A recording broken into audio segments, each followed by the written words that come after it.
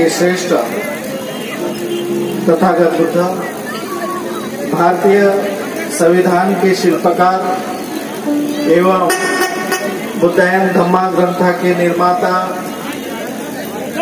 महामानव डॉक्टर बाबा साहब आंबेडकर,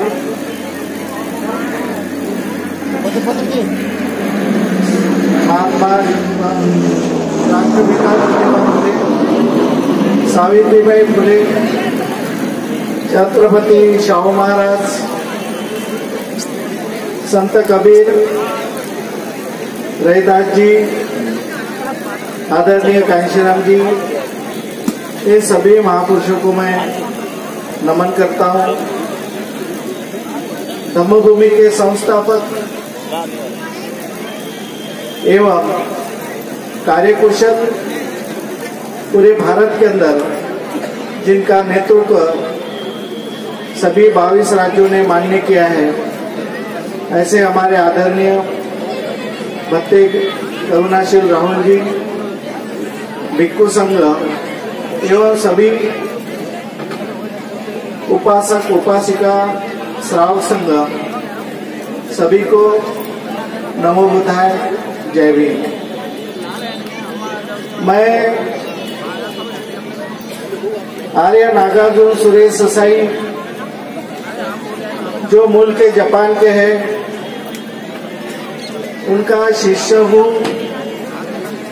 और उनका उत्तराधिकारी भी हूँ। मैं महाराष्ट्र में नागपुर में रहता हूँ। जब से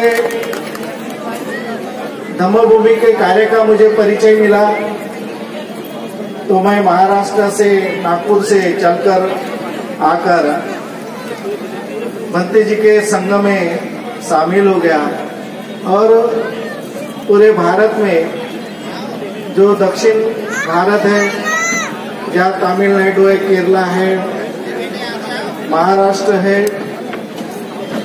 इधर बंगाल है, छत्तीसगढ़ है, इन सभी राज्यों में हमने मिलकर पूरे भारत में काम करने का निर्णय लिया है।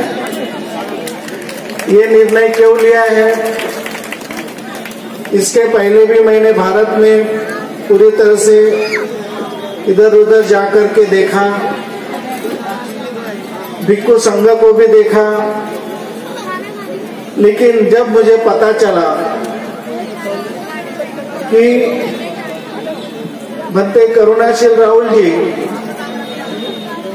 जिस तरह से धम्म का प्रचार और प्रसार करना चाहते हैं, उनका जो संकल्प है, जिस प्रकार उन्होंने प्रणय कर लिया कि जो धम्म भारत के अंदर जिस तरीके से धम्म चाहिए, हर एक देश में जो बौद्ध राष्ट्र है उसमें बौद्ध धम्म है, लेकिन हर एक राष्ट्र का, जापान का देखिए, थाईलैंड का देखिए, ब्रह्मदेश का देखिए, हर एक इसमें उनके देश के परिस्थिति के अनुसार धम्म का पालन किया जाता है। लेकिन भारत के अंदर उन सभी देशों के लोगों का या बाहरी देशों के भिक्षुओं का भारत में हम अनुकरण नहीं कर सकते,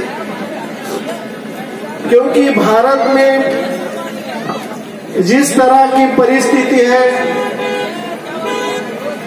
यहाँ पर जिस प्रकार विषमता की दरार पैदा हुई है, शायद पूरे संसार में इस तरह के मानव में जाति जाति में दरार पैदा नहीं हुई। इसलिए भारत को अगर सही मायने में बुद्ध धम्म के माध्यम से विकसित करना है, भारत देश की उन्नति करना है, तो हमें जो बाबा साहब आंबेडकर ने धम्म के बारे में जो उनकी सर्वश्रेष्ठ किताब है द बुद्धा एंड धम्मा, जो इंग्लिश में लिखी गई है उनका अनुवाद भी धम्मभूमि ने किया है। तो उनके बाबा साहब आम्बेडकर के नजरिया से हम जब तक भारत में काम शुरू नहीं करेंगे तब तक हमारे लोगों का विकास नहीं होगा। डॉक्टर बाबा साहब आम्बेडकर ने 31 मई 1936 को मुंबई में जो सभा हुई, परिषद हुई, उस परिषद में 1935 को डॉक्टर बाबा साहब आम्बेडकर ने प्रतिज्ञा ली थी कि मैं हिंदू धर्म में पैदा हुआ लेकिन मैं हिंदू धर्म में मरूंगा नहीं। उसके करीबन 1 साल के बाद डॉक्टर बाबा साहब आम्बेडकर ने जो परिषद ली थी, उस परिषद में उन्होंने बताया था कि जिस समाज में मनुष्य बल की दुर्बलता होती है, मनुष्य बल में वीकनेस होता है, मनुष्य बल दुर्बल होता है, जिस समाज का आर्थिक बल दुर्बल होता है, जिस समाज का मानसिक बल दुर्बल होता है, जिस समाज में धार्मिकता बल नहीं होता है, वो समाज के ऊपर हमेशा अत्याचार होते हैं। उनके दुर्बलता के कारण, उनके वीकनेस के कारण उनके ऊपर हमेशा अत्याचार होते रहेंगे। इसलिए डॉक्टर बाबा साहब आम्बेडकर ने पूरी तरह से अध्ययन करके सभी प्रकार की दुर्बलताओं को नष्ट करने के लिए हमें एक में उपाय बताया है, एक में हमको रास्ता बताया है। वो रास्ता है बुद्ध धम्म का। अगर इस रास्ते से, बुद्ध धम्म के रास्ते से हम चलते हैं तो हमारी जो कमियां हैं, जो हमारे ऊपर अत्याचार होता है, हमारे ऊपर जो शोषण होता है हमारे लोगों का, वो सब बंद हो जाएगा। क्योंकि जो शोषण होता है वो जाति के आधार पर होता है। हमारे सामने जितनी भी समस्या पैदा होती है वो जाति के आधार पर समस्या पैदा हो जाती है। इसलिए बाबा साहब आम्बेडकर ने हमारे लोगों को 1956 में नागपुर के दीक्षा भूमि पर बुद्ध धम्म की दीक्षा स्वयं ली और हमारे लोगों को करीबन 10 लाख लोग नागपुर में और 3 लाख लोग चंद्रपुर में, इस तरह से उन्होंने 14 और 16 को स्वयं बुद्ध धम्म की दीक्षा दी। अभी हमें समझने की जरूरत है, हम सब लोग समस्याग्रस्त है, हम सब लोग तकलीफ सहन कर रहे हैं, लेकिन बाबा साहब की बात हमें समझ में नहीं आ रही। हम इधर उधर ढूंढ रहे हैं, लेकिन बाबा साहब आम्बेडकर ने कहा कि सबका सोल्यूशन एक ही है कि आपको धम्म के अनुसार आचरण करना पड़ेगा। जब हम धम्म के अनुसार आचरण करेंगे तो हमें दुख से मुक्ति मिल जाएगी। उन्होंने बताया कि मनुष्य बल, मैन पावर क्यों दुर्बल होता है, उनके कारण बताए कि हम हमारे आपस में ग्रुप बना के रहते हैं, हम एक संघ बना करके नहीं रहते, हम एक संगठित तौर पे नहीं होने के कारण हमारा मनुष्य बल दुर्बल हो जाता है। तो बाबा साहब आम्बेडकर ने कहा कि कुछ चंद लोग, पूरे समाज के नहीं तो कुछ चंद लोग आगे आकर बाबा साहब आम्बेडकर के कार्य के ऊपर काम करना शुरू कर दिए,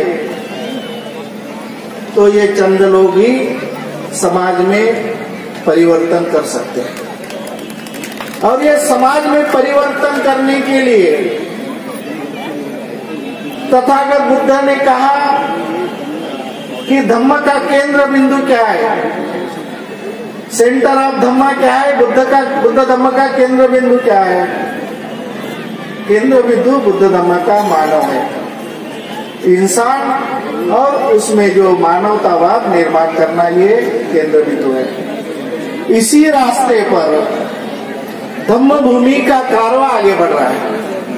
अभी आपने देखा होगा कि कुछ समाज के ऐसे लोगों को चुना भंते जी ने कि जो दिन रात समाज के लिए, समाज के उत्थान के लिए, समाज का नया निर्माण करने के लिए, समाज में नया परंपराओं को लागू करने के लिए जो दिन रात काम कर रहे हैं, उनका चयन करके आज भंते जी ने उनको सम्मानित किया।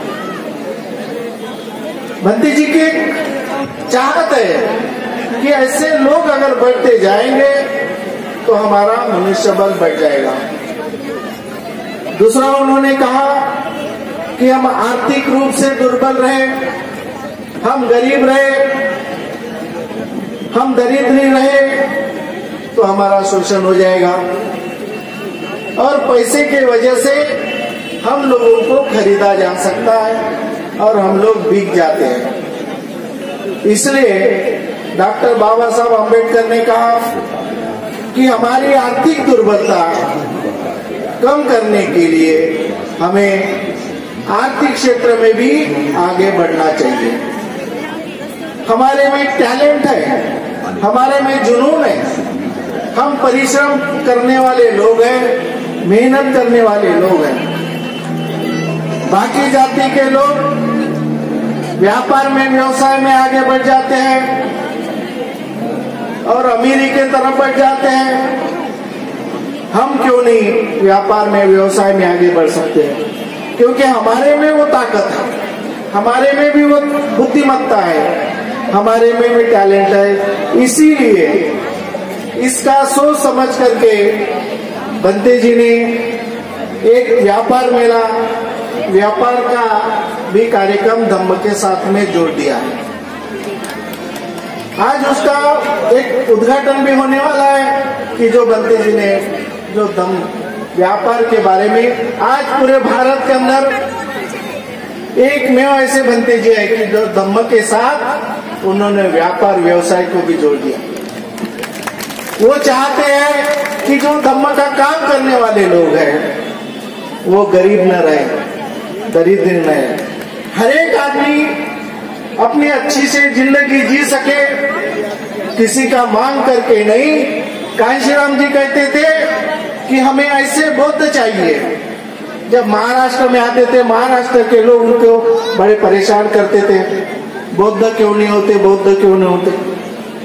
तो साहब हमेशा महाराष्ट्र में आके कहते थे, अरे मुझे ऐसा बौद्ध धम्म का आदमी चाहिए, ऐसे बौद्ध लोग तैयार करना चाहिए।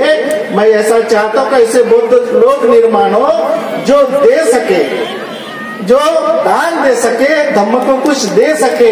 हमें मांगने वाले बौद्ध तैयार नहीं करना। जो कि महाराष्ट्र को ध्यान में रखकर भंते जी ने ये बात भी, साहब की भी बात उन्होंने पूरी की। बाबा साहब का भी संकल्प था कि आर्थिक दुर्बलता को हमें कम करना है। इसीलिए भंते जी ने स्लोगन लगाया। मैं उस स्लोगन को लेकर पूरे महाराष्ट्र में, मुझे बहुत अच्छा लगा जब भंते जी ने स्लोगन लगाया कि नीचे दुकान और ऊपर मकान। मुझे बहुत अच्छा लगा। और मैं महाराष्ट्र में हर जगह जहां जाता हूं वहां पर भंते जी के जो कार्यक्रम है, भंते जी का जो संकल्प है, वो पूरा लोगों तक पहुंचाने का काम करता हूँ। मैंने भी महाराष्ट्र में प्रयास शुरू किया कि लोग गरीब न रहे, हम व्यापार क्षेत्र में भी आगे बढ़े, हमारा युवा बेकार न रहे, हमारा युवक आर्थिक क्षेत्र में भी आगे बढ़ना चाहिए। और तीसरा जो मानसिक बल है, हमें अपनी मानसिकता को दुरुस्त करना पड़ेगा। हमारे मानसिकता में जो पारंपरिक गुलामगिरी है, जो परंपरा से चली आ रही है, हम उसी परंपरा को पवित्र के अधीन रख करके, इसको ही पवित्र मान करके हम उसी परंपरा को ढोते जा रहे हैं। भंते जी का कहना है कि आप बौद्ध बनो, और बौद्धों की जो परंपरा है, जो पूरे दुनिया में चलती है, उस परंपरा को आप अनुकरण करो, अपने जीवन में लागू करो। ये भी भंते जी ने इतने जल्दी ये सपना पूरा किया। मुझे बड़ा आश्चर्य होता है कि एक इंसान, एक भिक्षु इतना काम कैसा कर सकता है, एक भिक्षु इतना बदलाव कैसा ला सकता है। ये हर एक भिक्षु का काम नहीं, एक ही भंते जी कर सकते हैं, जो करुणाशील राहुल जी एक ही कर सकते हैं। आज जो महिलाएं घूंघट पहने हुए दिखाई देती थी 2 साल पहले, 2-3 साल के पहले जो हमारी महिलाएं घूंघट पहने दिखती थी, आज उन्होंने सफारी पर लाया। ये एक अनोखा और अद्भुत कार्य है। ये भारत के अंदर एक नया और अद्भुत कार्य है, वो भंते जी ने करके दिखाया। उसी प्रकार भंते जी चाहते कि हम सब समाज एक हो, जाति पाति में न बटा रहे, कोई संगठन में अलग अलग न बटकर संगठित हो करके एक ही बाबा साहब आम्बेडकर के विचारों से, तथागत बुद्ध के विचारों से हम संगठित रहकर एक नया समाज निर्माण करें, जो समाज बलवान हो, ताकतवान हो और सामर्थ्यशाली हो। इस तरह का समाज भंते जी निर्माण करना चाहते हैं। आप लोग, मैं आपको एक गुजारिश करूंगा, मैं आपको एक विनती करूंगा कि इस तरह से जो भिक्षु इस तरह से काम करने वाला आप पूरे भारत के अंदर देखेंगे तो आपको कोई नहीं मिलेगा। आपका एक अच्छा योग है कि आपको, हम सब लोगों को ऐसे भंते जी मिले हैं, तो हम निश्चित रूप से भंते जी का हर संकल्प जो है वो समाज हित के लिए है, बहुजन समाज निर्माण करने के लिए है। हम उनके हर एक संकल्प को पहचाने, जाने और उनके मदद करें, उनको सहयोग करें, इतनी मैं आपसे आशा रखता हूँ। और आज मुझे भंते जी ने जो मान सम्मान दिया, मुझे लगता नहीं कि मैं इस मान सम्मान का पात्र हूँ, लेकिन भंते जी की जो इच्छा है, उन्होंने इतना बड़ा मान सम्मान मुझे दिया। मैं भंते जी का बहुत आभारी हूँ और आप सब लोगों ने मेरी जो बात सुन ली, इसका मैं आप सबका आभारी हूँ। नमो बुद्धाय, जय भीम। मैं 3 बार नारा लगाऊंगा जय भीम का, आपको भी 3 बार जय भीम बोलना है। जय भीम, जय भीम।